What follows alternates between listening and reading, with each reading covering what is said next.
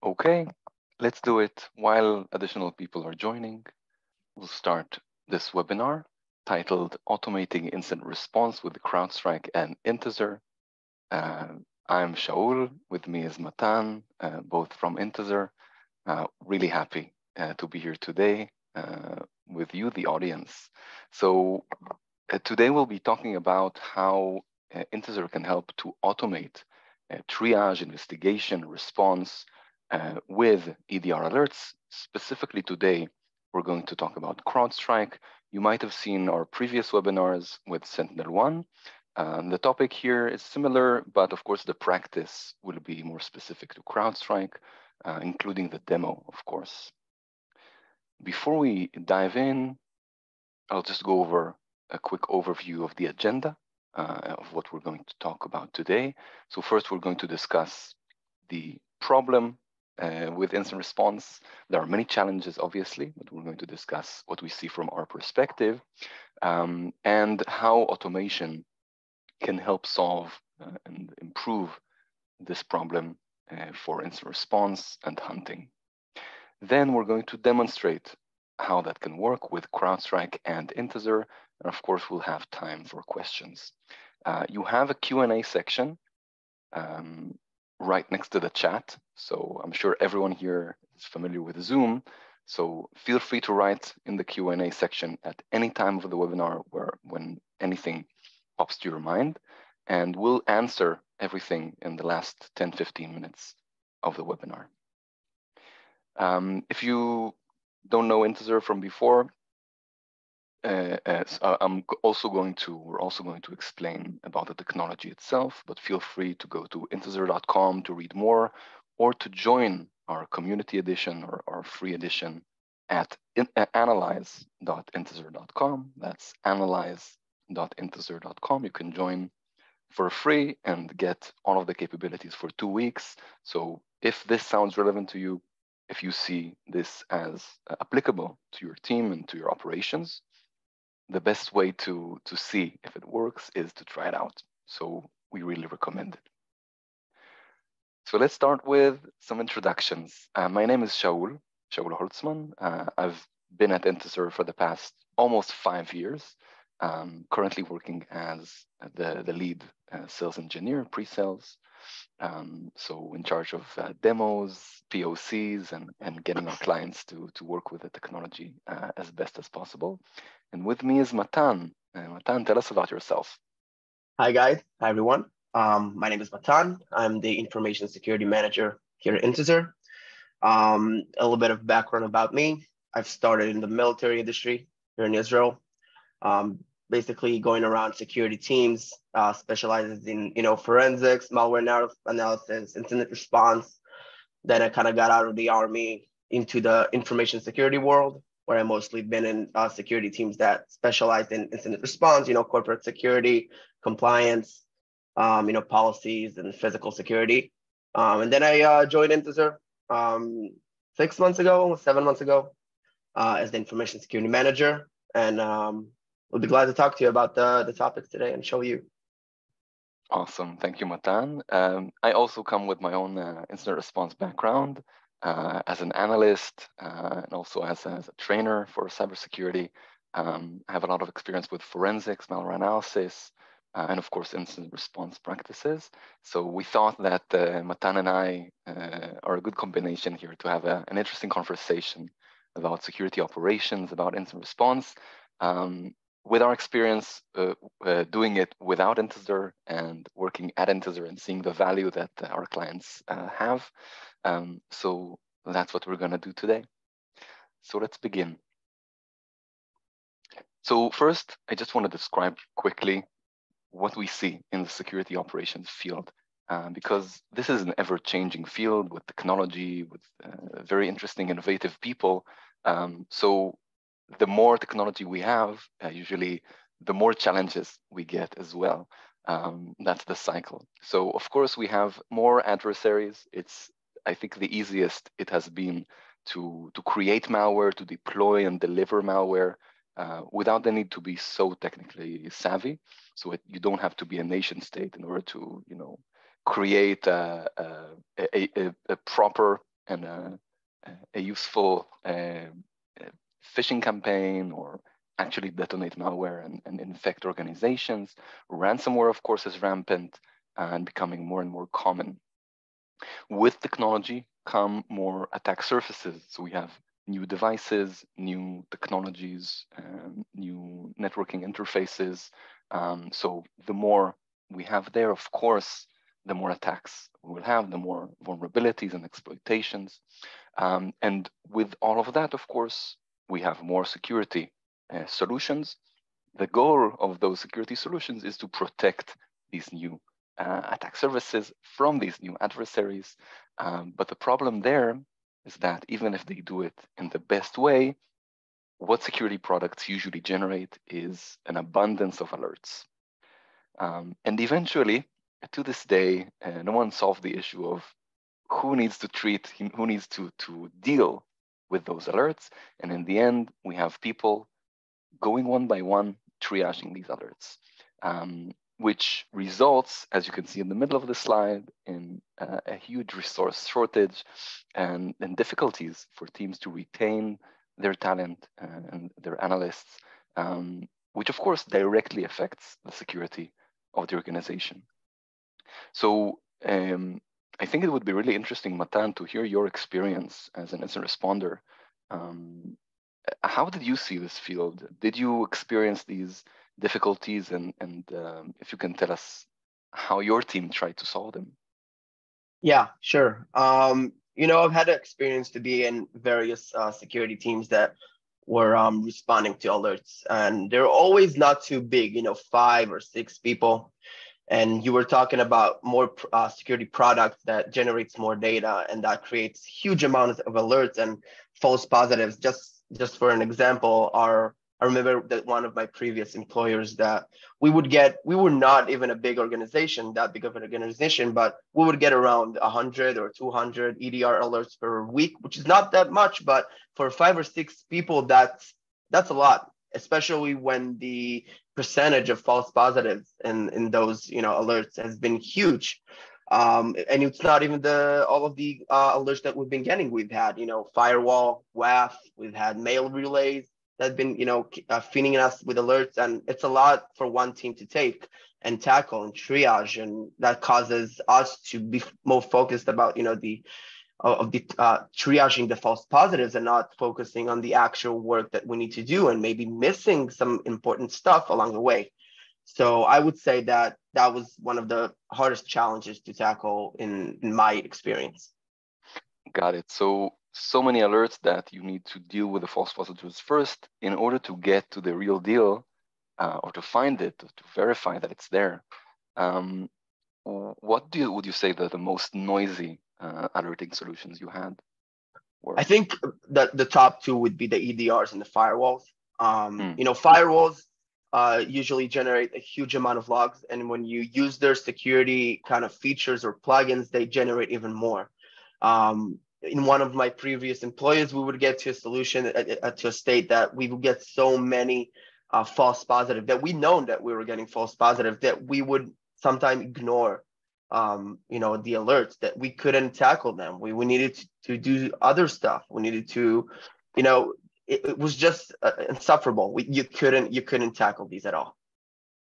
And definitely, I think that really resonates with me, what you said about firewall, because from what I've seen also in previous workplaces and in clients, that the firewall, it becomes just a logging mechanism mostly, and no one really treats the alerts there seriously. So if you have some indicator, then you can search the firewall. And I really hope that the EDR is not going in the same direction. I wanted to ask also, yeah, so with your team, you mentioned that you had a small team, about 100 alerts per week.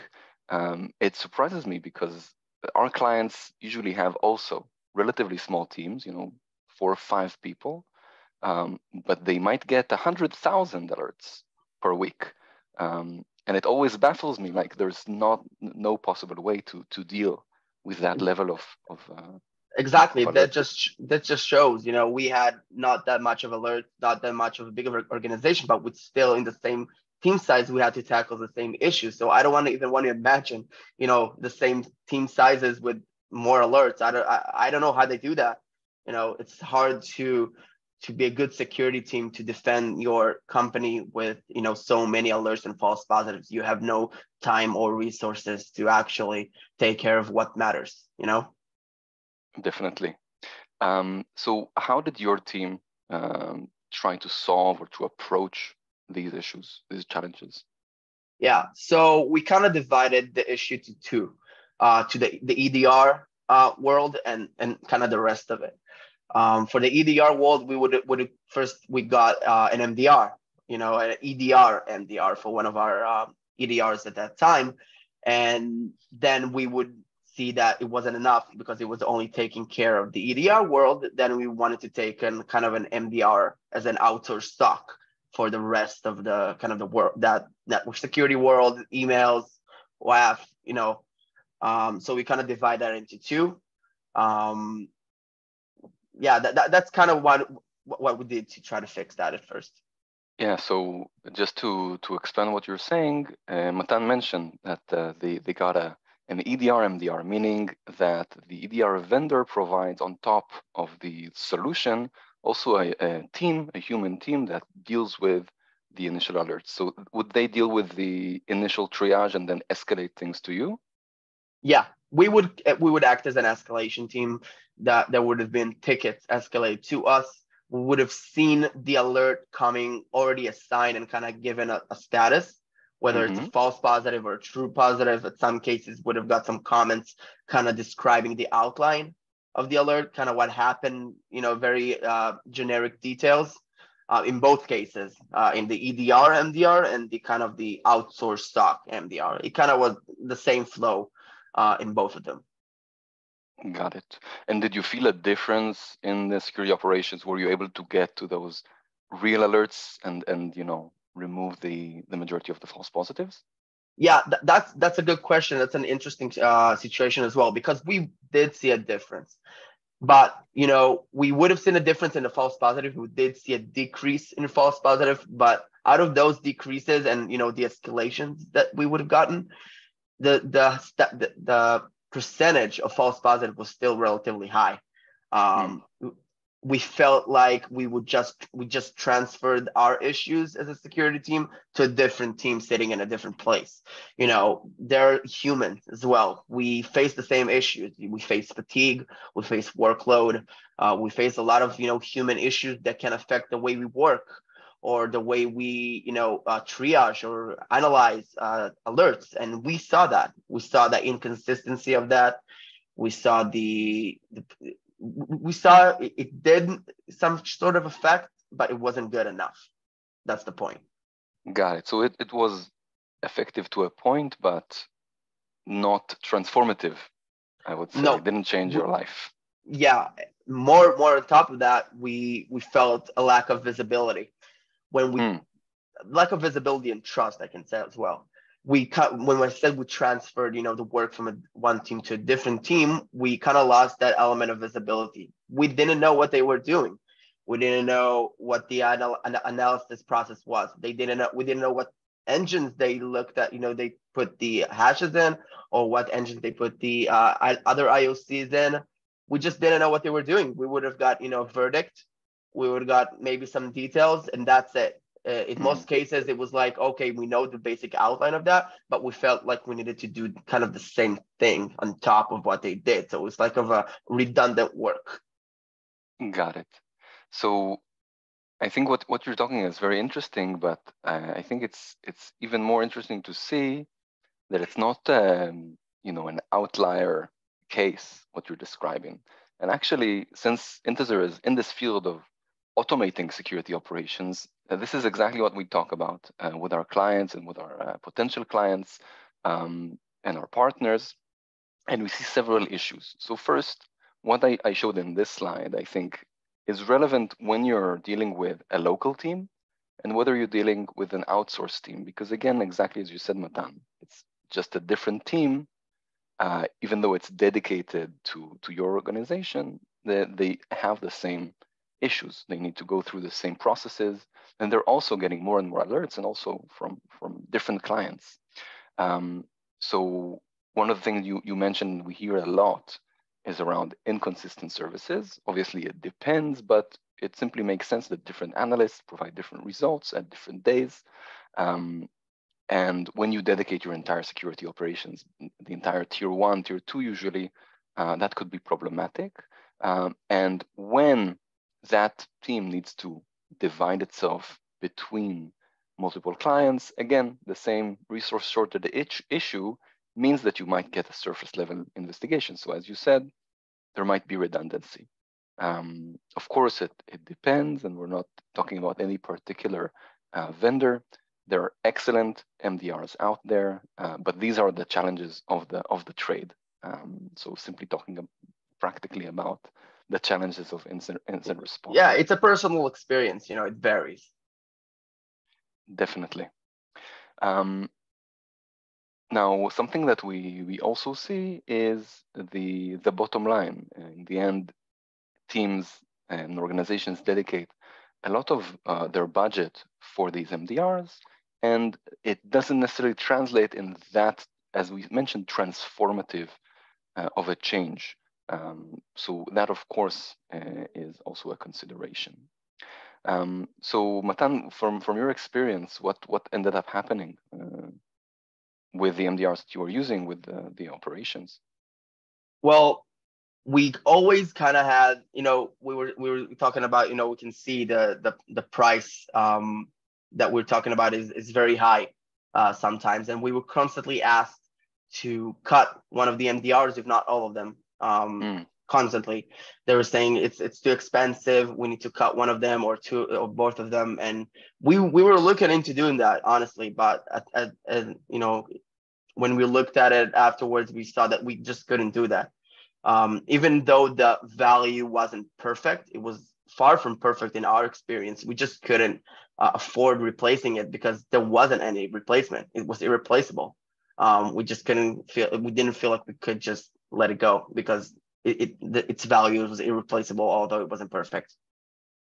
For sure, and it's really interesting to hear that from you also, because we really hear that from all clients, that they use the MDR, and whether their satisfaction levels are, you know, low, medium, or high, in the end, it's very difficult to go to a different solution or to get that responsibility back internally. Just to mention, most organizations out there don't have a dedicated SOC. Some do, some government organizations, large financial organizations, critical infrastructure, etc. But in the vast majority of cases, not everyone who starts a small, medium business needs to have an entire cybersecurity division. So it makes sense to outsource that, but then does that really provide the best solution to the local team, whether it's a small or a medium team? Does that solve their issues?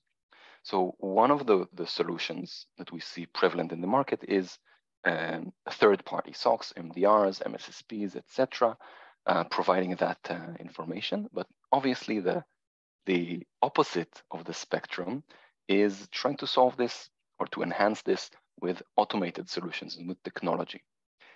Every part of the spectrum has their upsides and downsides. Our goal in this webinar is to just show you our solution, our technology, and what it can do to security teams today. So let's talk about how it works. So if you guys know Intezer, you know that it's a SaaS platform providing really deep, advanced malware analysis, forensic capabilities, threat intelligence data. And what we discovered is that we can connect Intezer directly to different alerting sources in the organization to automate the triage process. Some of our users use the solution manually. That might be a team like Matan's team, the more advanced escalation tier that can take the data and analyze it manually using the solution. But it's even better to get that data and the value there one stage before, during tier 1.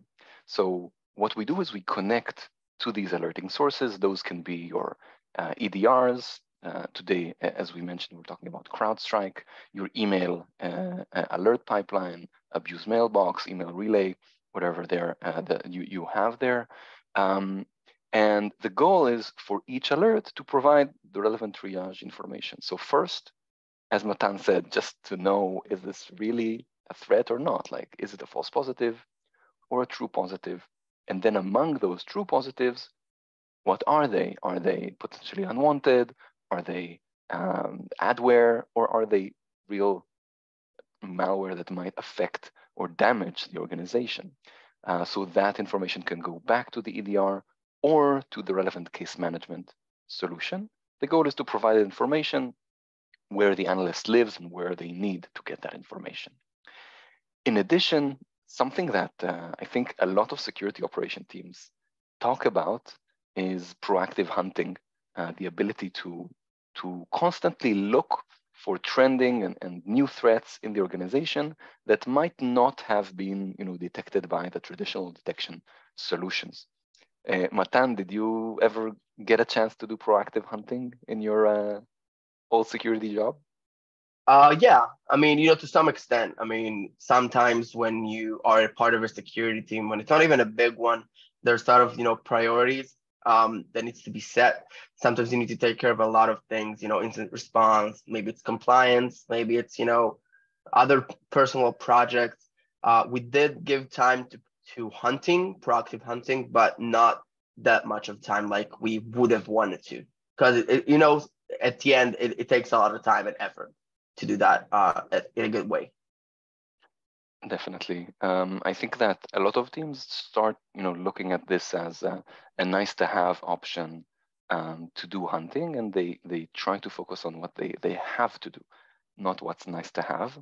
And that also happens with, deep investigation, forensic investigations to particular cases, and then you might, have recurring threats because they're entering through the same hole in the security apparatus, but if you don't investigate that deeply enough, it will forever remain open. So that is also something that we can automate. We can search for trending threats automatically in the organizations in a timely, in a daily manner, so that you have another way to find these new threats. And of course, with the time that you have now that is left from the triage, you can also look at the threats that are targeting you and build that process in a more customized way. So I want to explain a bit about what happens in this box titled Intezer, because it's not a black box. Actually, you have a lot of analysis operations happening behind the scenes. So what this technology includes is the analysis of all of the alerts that I mentioned.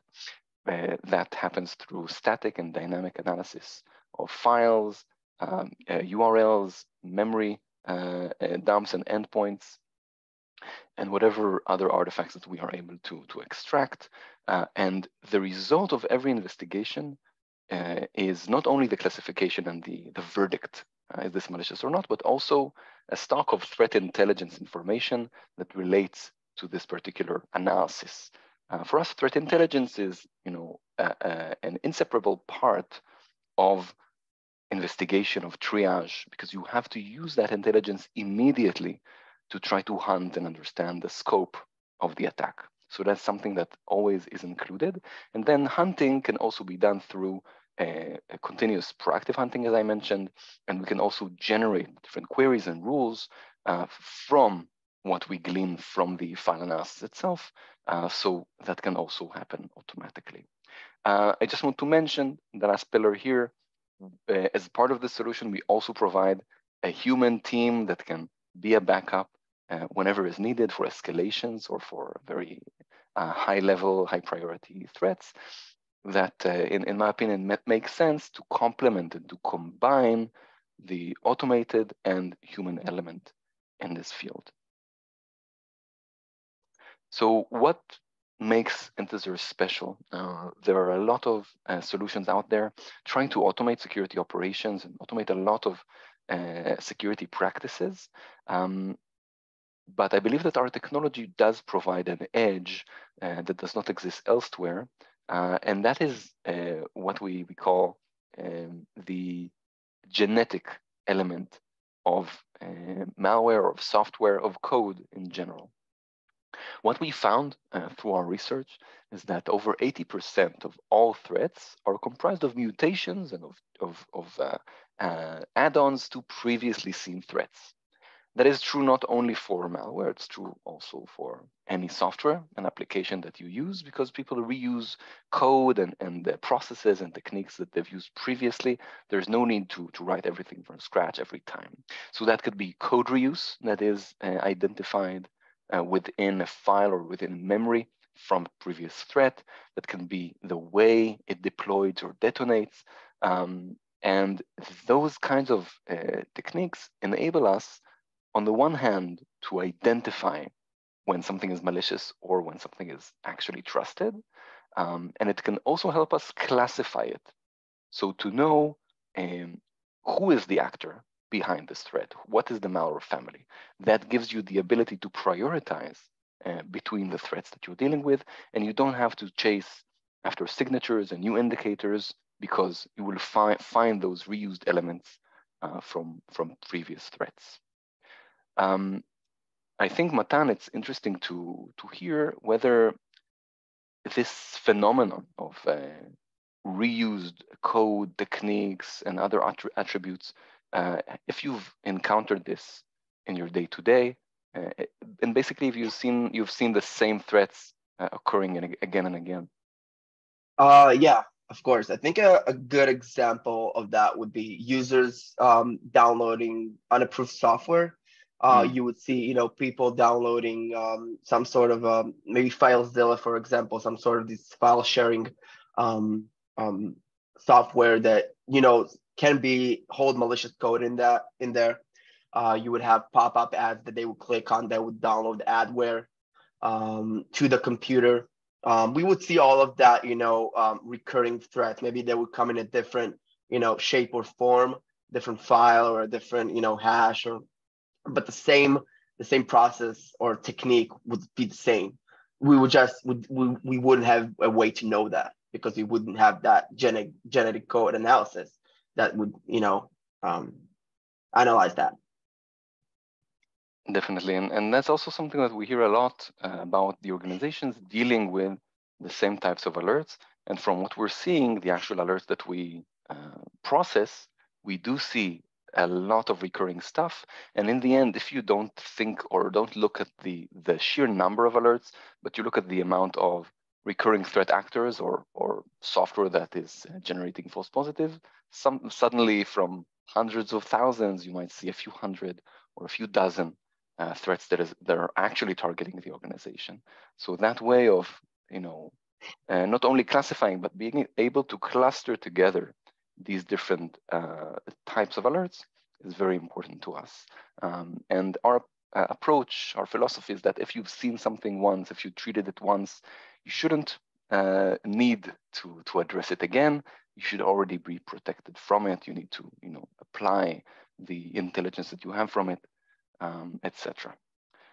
So just to summarize, one last slide, we're going to the demo. What the solution includes for each type of analysis is sandboxing, dynamic analysis, the actual disassembly and code analysis, code reuse analysis, automatic unpacking. Packing, I think, is very important because, as Matan said, the same threat might appear in different shapes and sizes. That's usually packing and obfuscation. That once you pass that, it usually looks exactly the same as it looked a year ago, 2 years ago, 10 years ago. We also can provide memory analysis, URL analysis, and that information goes through another layer of correlation that we run. So we try to match also, and you'll see this in the demo, the actual indicators that are generated from the threat, and to be able to see where those were seen previously. That also allows us to filter out a lot of noise, and for you to be able to utilize actionable intelligence from each analysis. And in the end, what you get is the proper decision-making capabilities of being able to say, this is a false positive, this is grayware, or this is real malware, which is very urgent to the organization. with that, let's move to the demo. Here, you can see the screen, right, Matan? Yes. Excellent. So we'll start with this. And what you see here is the main dashboard of Intezer's solution. And I think this shows a really good, way to look at security operations in tier 1, 2, and triage as a whole. So what we see here at the top is our collection layer. Here, we're able to connect to the alerting sources that we mentioned in the beginning. In this case, we're connected to Sentinel-1 and to XSOAR, and of course, manual analyses and other APIs analyses can be done. Of course, we can also connect to CrowdStrike, which we'll be focusing on today in the demo. And all of the information coming from these alerting sources goes through Intezer's analysis engine in order to provide triage information. So as we said in the beginning, we need to understand what's malicious, what's trusted, and from those malicious elements, what is more important, more urgent than others. So that's what you get here in the triage layer. Here you can see clearly that almost 50% of the threats in this environment of the alerts in this environment are complete false positives. And it's incredibly common that legitimate software issues or generates alerts based on its behavior, because behavior is subjective, and of course, there's no way to truly determine whether behavior is malicious or not. There's a lot of trial and error, a lot of machine learning involved, and that's why you need that triage level. That's why you either need the people or technology to do that. Now, if we remove the false positives here, we still have a decent amount of real threats, a bit over 30%. But as I mentioned before, we also have the ability to classify these threats. And I think that's really important for an organization, both for the actual analysts and the managers, to be able to look at the dashboard and understand that from this 30%, a small amount was TrickBot, Formbook, for example, but the majority is generic malware. So that can include adware, PUPs, etc. And that's extremely common. Matan, just to ask, do you remember from the day-to-day from the alerts that you had, what was the percentage or approximately how many real urgent threats you had from the day-to-day alerts? That would be pretty low, honestly. We would encounter a lot of false positives, which would, that in a case of an actual event, would kind of be hard to cite. But when we did have an actual event, it would be pretty rare. But it would come in all shapes and forms, like we said before. It could come in the form of an adware, which it's an actual event, but it's not very harmful compared to an actual malware. But those malware situations were relatively rare. Got it. So I think that really matches what we see here, which is real data, by the way, and what we hear from other clients as well, that in the end, you need to remove all of the noise, all of the garbage from your alerting sources. So you can look at the actual true things and prioritize them, and you can build a work plan properly if you have the right information.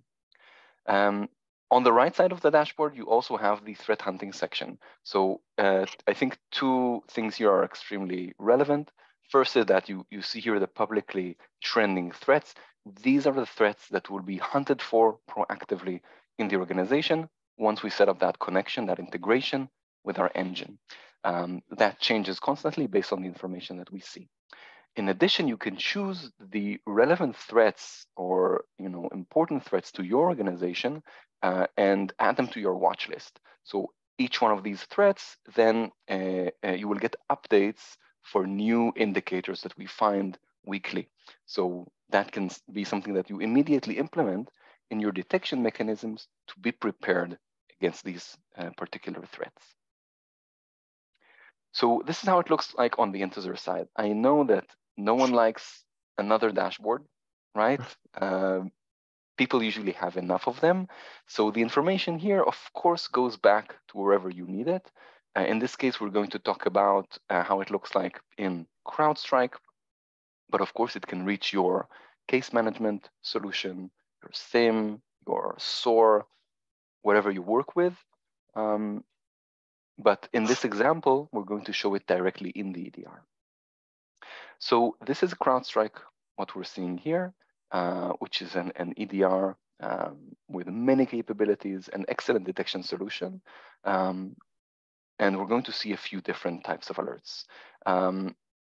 Detection, I think an excellent detection solution is important to mention because CrowdStrike can detect a variety of different types of threats, whether you have an in-memory attack, a file-based attack, command-based, and behavior-based, of course, and it can stop it immediately. Of course, the problem arises when you need to investigate.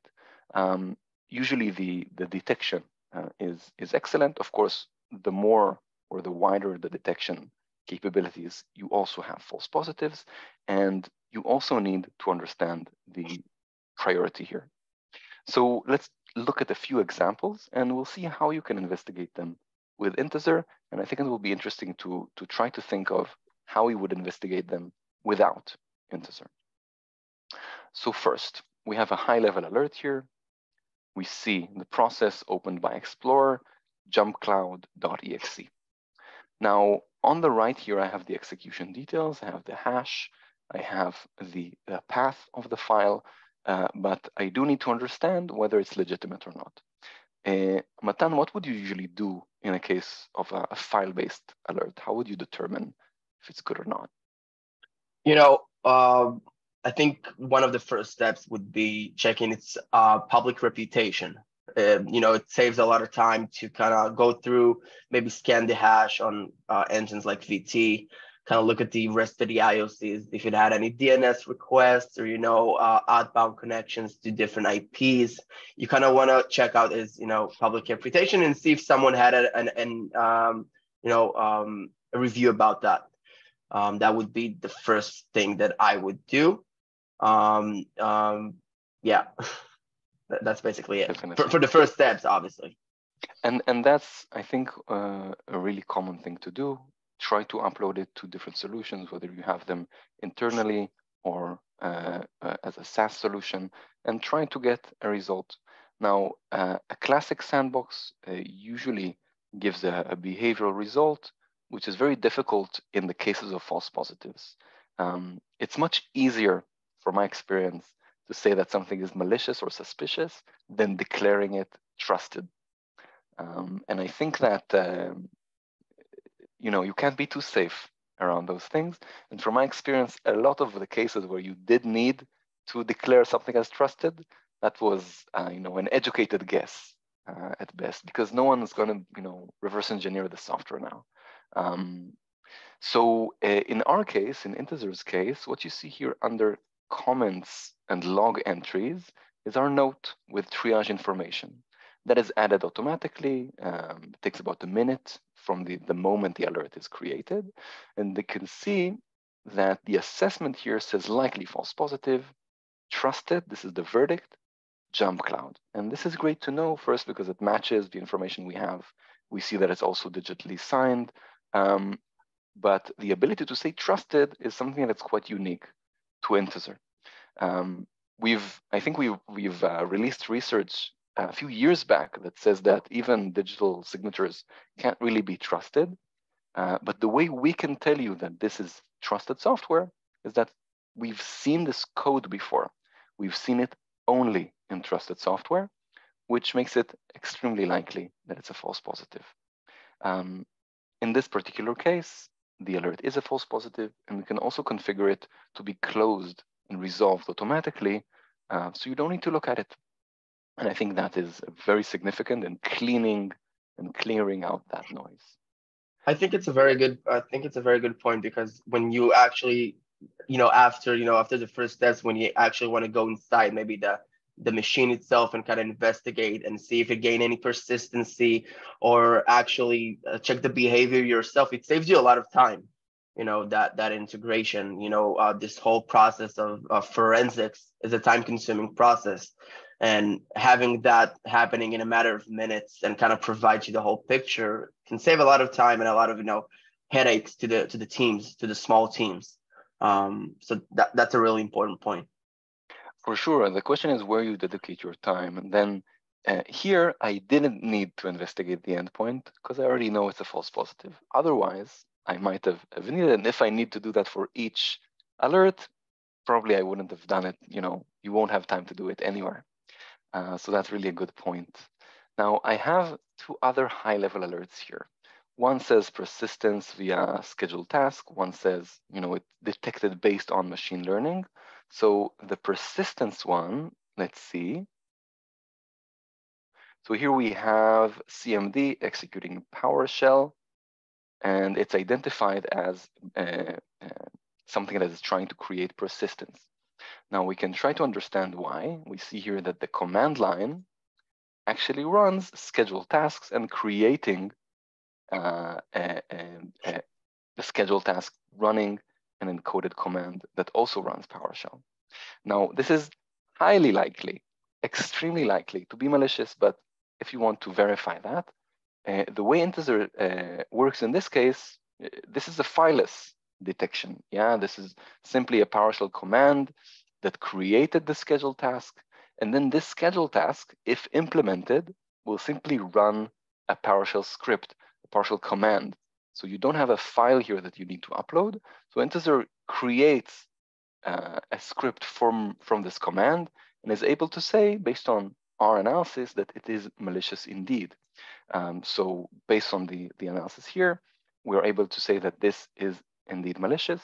In other cases, a scheduled task might be completely legitimate, but based on what this does and what it executes, we do understand that it is malicious. So this is an example of a fileless attack, which usually is quite difficult to investigate. Now, the last alert here is detected based on the machine learning algorithm of CrowdStrike. And again, we see something executed from explorer.exe. And we see that the path here is for a DLL file on the desktop. Now, again, we have a file. A file, as always, requires investigation, usually manual investigation. We can see the path here.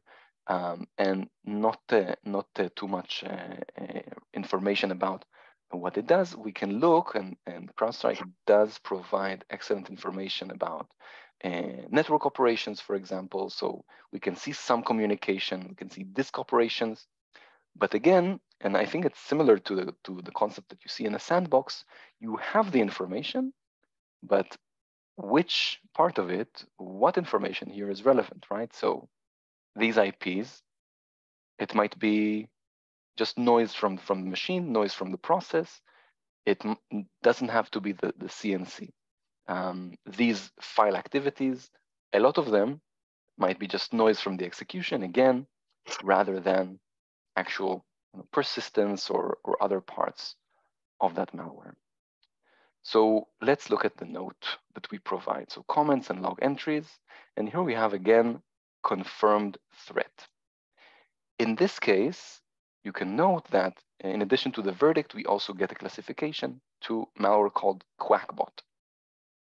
It's also important to mention that the Intezer provides a recommendation. So as an analyst, I don't need to be a top-tier forensicator to understand I need to block it, quarantine it if it didn't already happen, and apply IOCs that I'll be able to get from the analysis here. Applying IOCs means I need to look for the relevant indicators in the organization to understand how far gone, how far did this go? Did it infect the endpoint? Was it blocked before? Did it achieve persistence, etc.?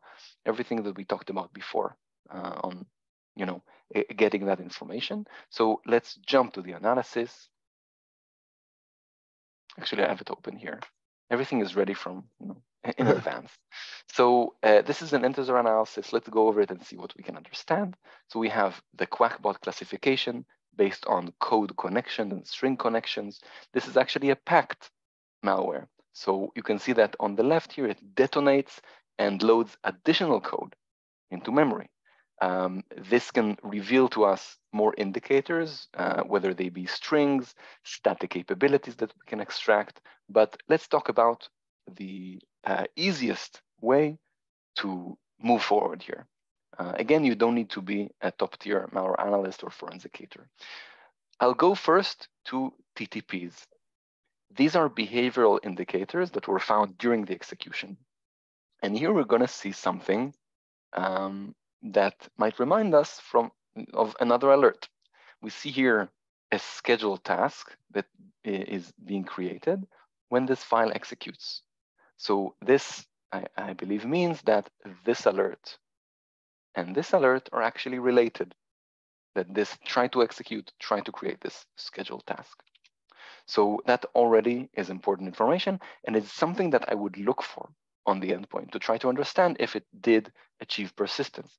It creates a copy of itself, so already I have a lot of information to go based on and to understand what I need to look for. Just one moment.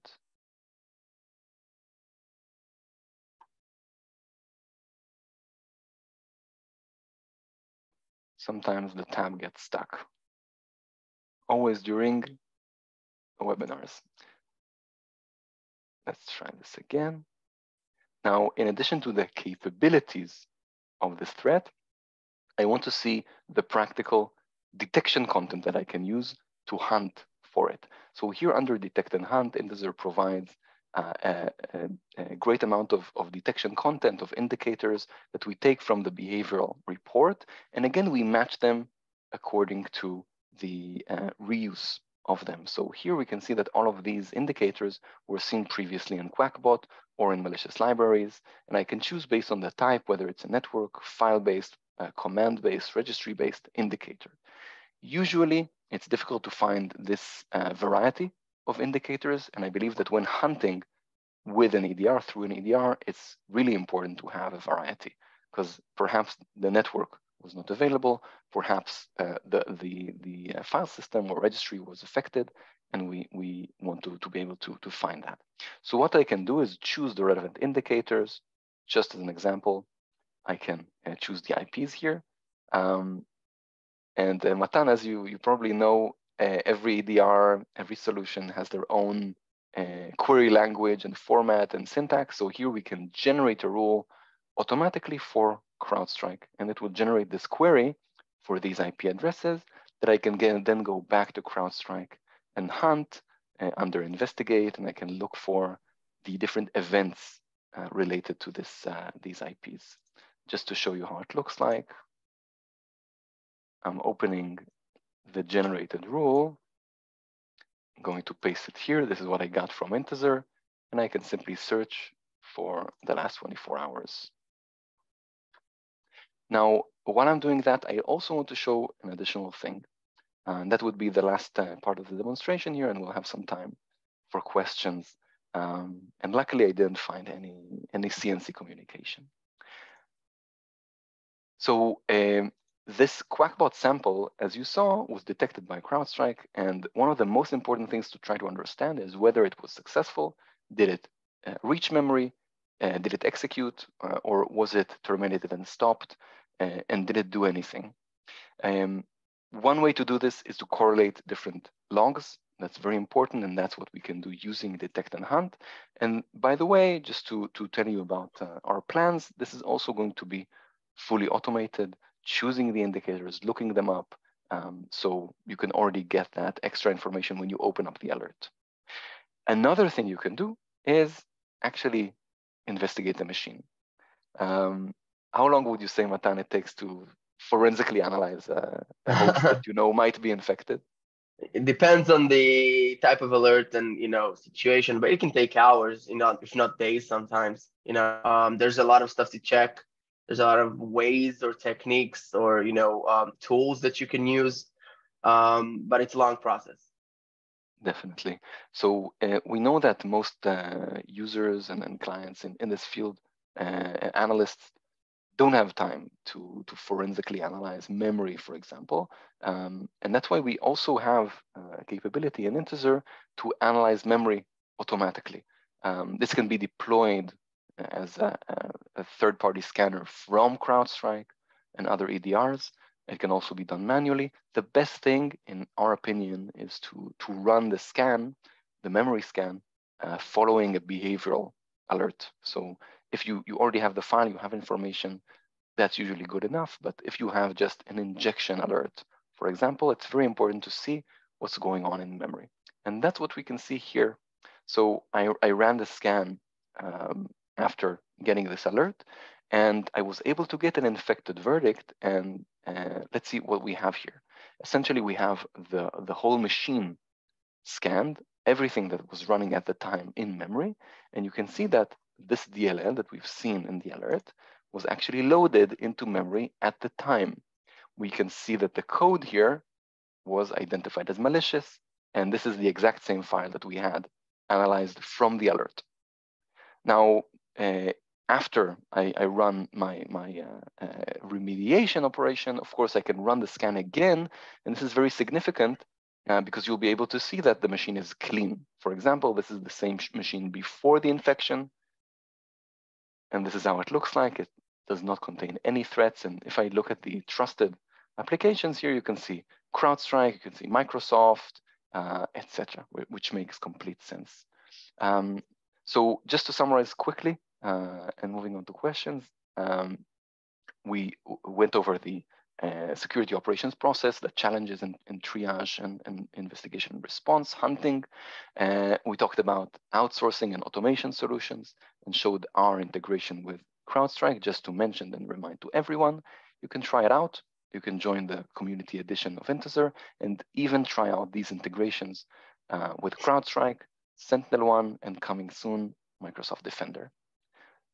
Thank you so much. May I add just one point, like a few more points that I find? Of course. Yeah.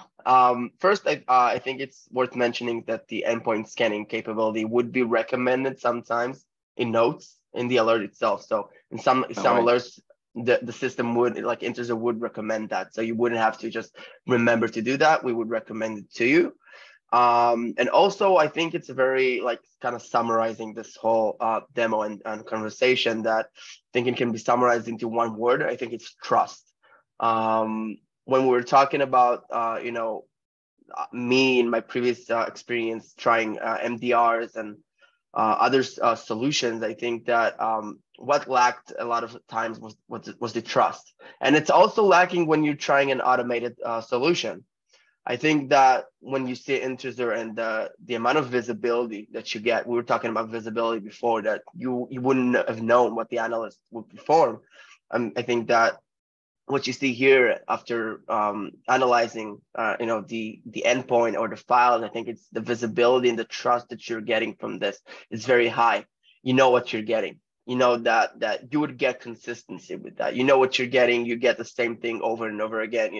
Sometimes there will be improvements even, but I think that is very important for me as an analyst or as a security person, that I know what I'm getting. I know what has been done, and I know what I need to do after that. There's no gray areas. There's very black and white in this situation. So I think it's very important to understand that. I completely agree, and I think that trust is critical in this field.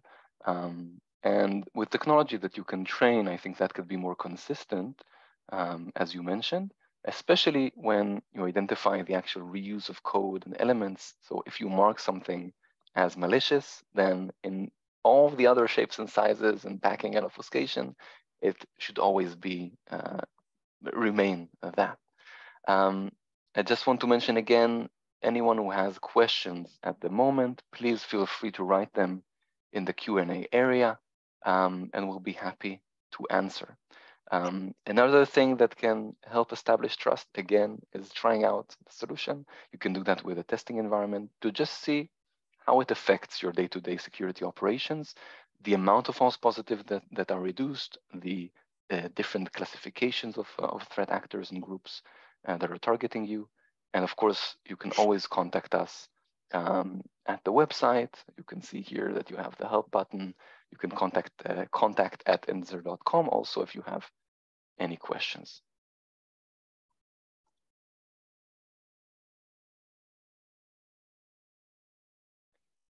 And if there are no questions, you can also look at the questions that were asked last week.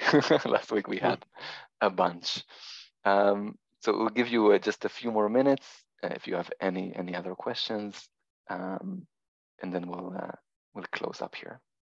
Again, I want to thank you, Matan, for joining. It really was great to speak with you and to hear about your experience.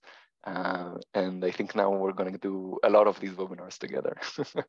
Sounds good. Amazing. Everyone, the recording also will be available in our website. We'll send the link over email as well to whoever was not able to join. So thank you again for your time and for your attention. And we hope to see you soon. Just one moment, I do have one question. Oh, it's not a question. Thank you, Hyung Yu, who's saying this was a great demo. Thank you, Sergey, as well. If you don't get questions, comments like this are also great. Thank you, everyone. Also, if you want to find us, if you have any questions after that, you can find us on LinkedIn as well and try to reach us. I would be more than happy to answer and help you guys from my experience. So feel free. Amazing, guys. So we're going to close up now. Hold on. I think there's one question. Yes. Anonymous attendee asks, what is the difference between using CrowdStrike SOC to Intezer tool? So CrowdStrike SOC, I assume that you mean the EDR, the MDR service provided by CrowdStrike. So remember what we talked about with outsourcing this tier 1, tier 2 to an MDR. That would be the same experience. Of course, each vendor provides a different team with different technologies, but in the end, the difference would be with the consistency, with the level of trust that we can provide. Visibility. And the visibility, of course, to the process, as Matan said, because everything is open to you. And you can monitor everything that happens in the system. But again, try it out and let us know if you see a difference there. That would be great. Would it be possible to customize triage rule for the result written in the CrowdStrike comments? So yes, you can customize in the way that you can choose what code or what elements, what artifacts are deemed legitimate and what are deemed malicious. Once you define that, essentially you can establish this baseline also for your proprietary software or any customized software that you use or threats that are targeting you. Then the classification, the verdicts, all of that will be affected. So you will get more customized information, more context to your alerts.